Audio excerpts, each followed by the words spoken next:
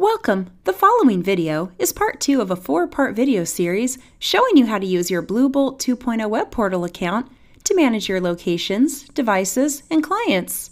In this video, we'll show you how to use BlueBolt 2.0 to manage all of your locations.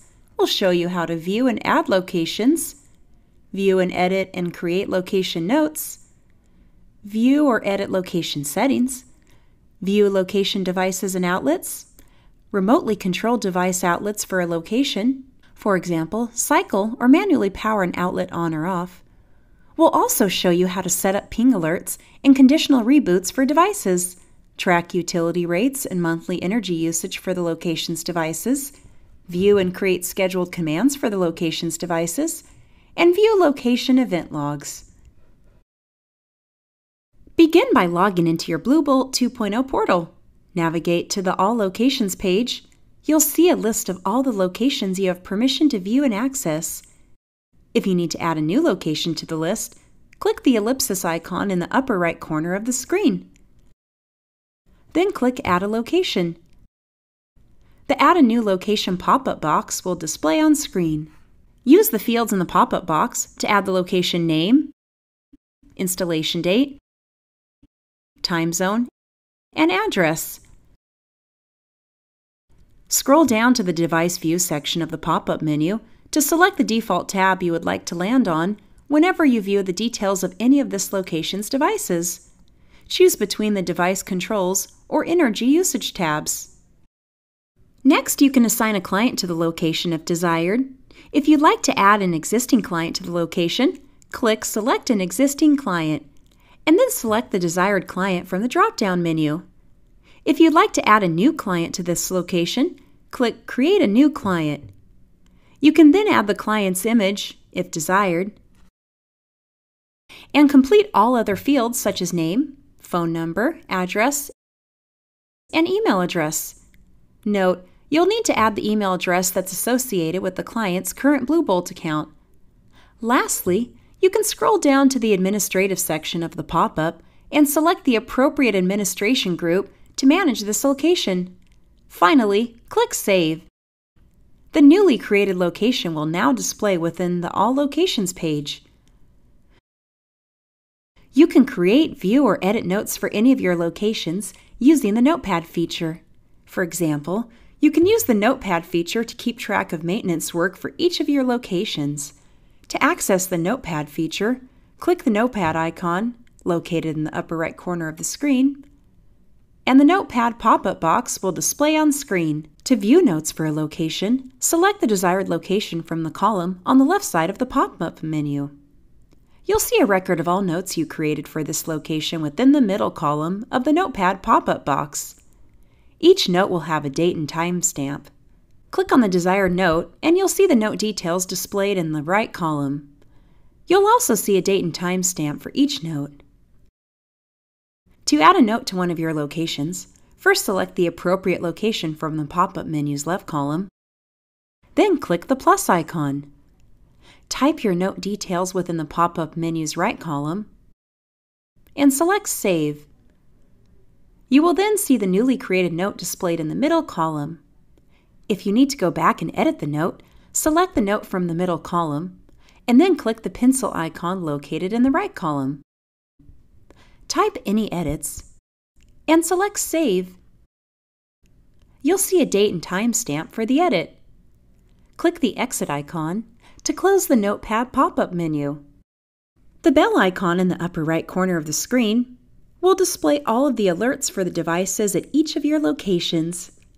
Within the All Locations page, you'll see a card for each of your locations. Each location card will show the location name, client name, and how many total devices are at that location.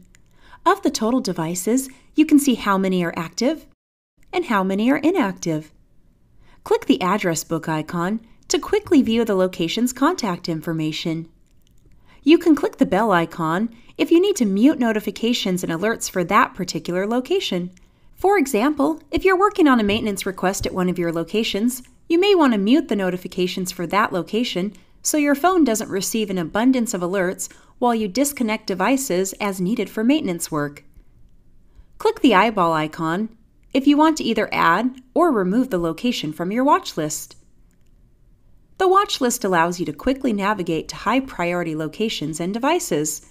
You can access the watch list by navigating to the sidebar and selecting the watch list page. Click the lock icon to view and manage this location's settings and devices. You'll see a ribbon toward the top of the screen, which contains the All Devices, All Outlets, Location Settings, Network Management, Scheduled Commands, and Event Log tabs. The All Devices tab will display by default.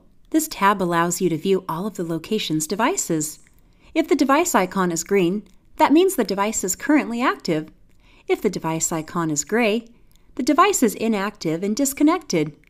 To view more details for an individual device, click anywhere on the device card.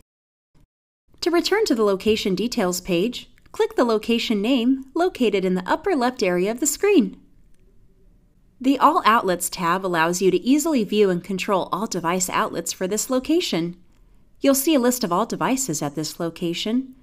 Click on a device, and you'll see an expanded menu displaying the device outlets.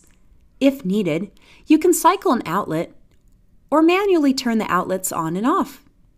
You'll also see the amperage and wattage for each outlet.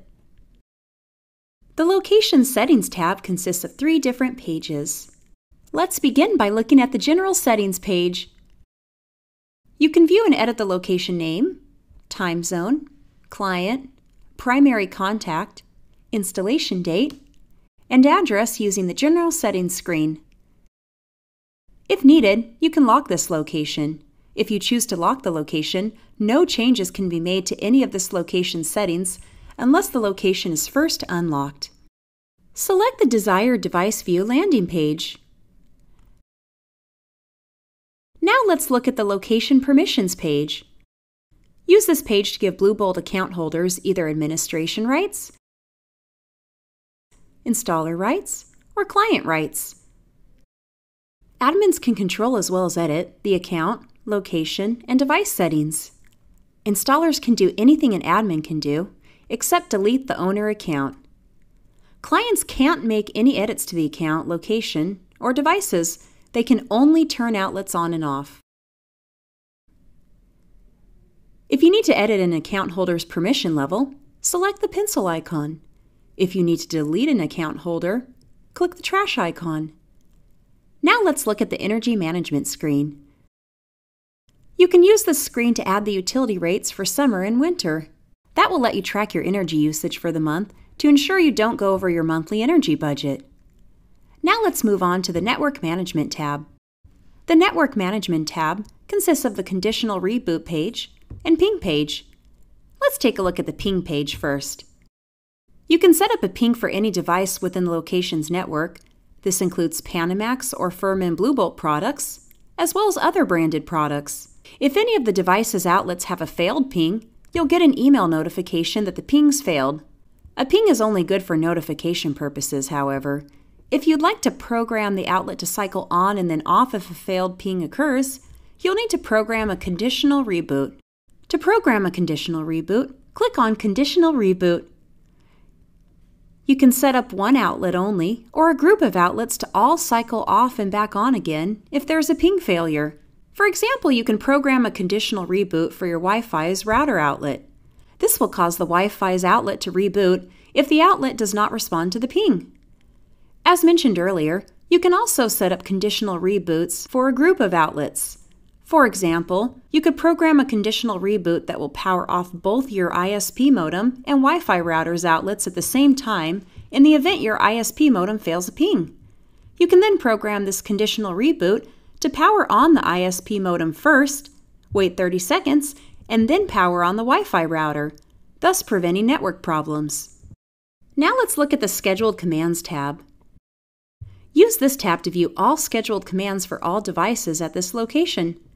This tab also allows you to program an outlet to power on, power off, cycle on and off, or sequence on or off for different times of the day. If you'd like to set up a new scheduled command for a device at this location, click the Create a Scheduled Command button. The Add a Schedule command pop-up box will display on screen. Add the command name, and then use the drop-down menus to select the device, choose an action, set the time frame and frequency.